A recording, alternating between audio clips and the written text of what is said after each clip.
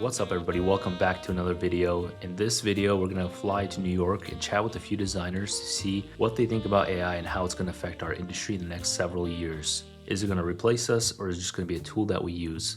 Let's find out.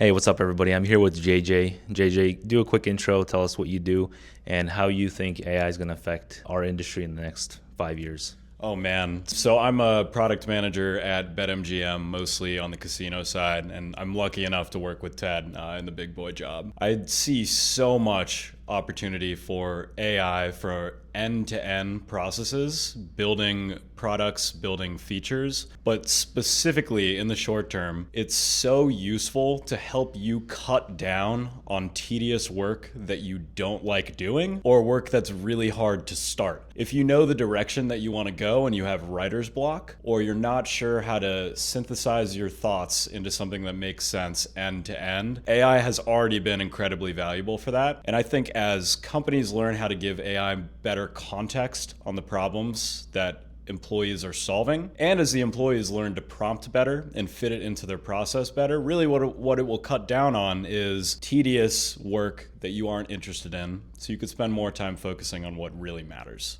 So in your opinion, do you think, because there's a pretty big fear that it's just going to outright replace everybody, do you think it's going to replace people or is it going to be more of like a tool just to give you superpowers and work faster? In my perspective, I look back on history, there have been so many tech advancements and inventions that in the immediate term people were scared they were going to displace so many jobs, but I don't think that humans would be happy or thrive if we just sit at home and are left to our own devices. We always find new jobs for people to do and new ways for everybody to provide value to society. So I know that that's kind of a non-answer, but I do think it will displace some work. It will give people superpowers, and we will find new jobs that fill the gap. Just like Industrial Revolution, just like the internet, Yeah. It's happened time and time again. No, that makes sense. All right, last question. If you start using more and more AI, are you going to complete the Jira tickets or are you going to let AI do that for you? I'm definitely not writing any more Jira tickets. If the AI can do that, if it could turn my spoken thoughts in a meeting into a beautiful PowerPoint presentation and Jira tickets, that would be freaking awesome. So if you build AI and you're watching this, please build that. I would love it. I'll pay for you. I'll pay for it tomorrow. Awesome. Thanks, JJ. Yeah. All right. What's up, everybody? I'm here with Xavier.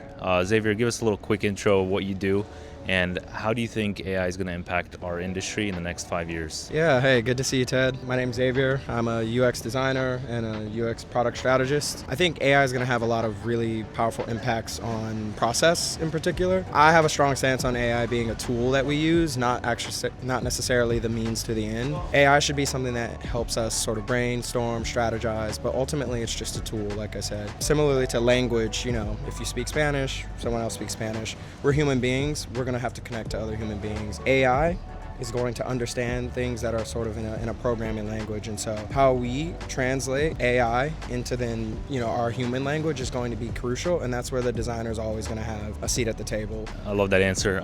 So basically what you're saying, it's not going to replace us, it's just going to empower us to do a better job, faster job, just work smarter. That's what you're saying? Yeah, I think I have a caveat to that. It will replace some aspects of the process, so I think that there are identified areas we recognize even nowadays that will be sort of automated with AI. But I ultimately think that at the end of the day, if the argument is to completely replace a designer, we're talking about creativity at its core. And like I said, before, designing for people, you're going to need a person to understand a person. A machine will not understand a person the same way, no matter how much data we put into it. And so I think that that's something that we have to just be mindful of where we decide to make that stance of, is this replacing something that we really want a human being's perspective on? And if that is the case, then we just have to understand the consequences that come along with it. Thanks for your input.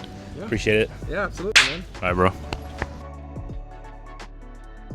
Hey everybody, I'm here with Victor. Vic, let us know what you do and tell us, how do you think AI is going to affect our industry in the next 5 years? Hey, my name is Victor and I'm a graphic designer, mostly specializing in web design, illustration, iconography, social stuff, all that kind of cool visual stuff. So AI,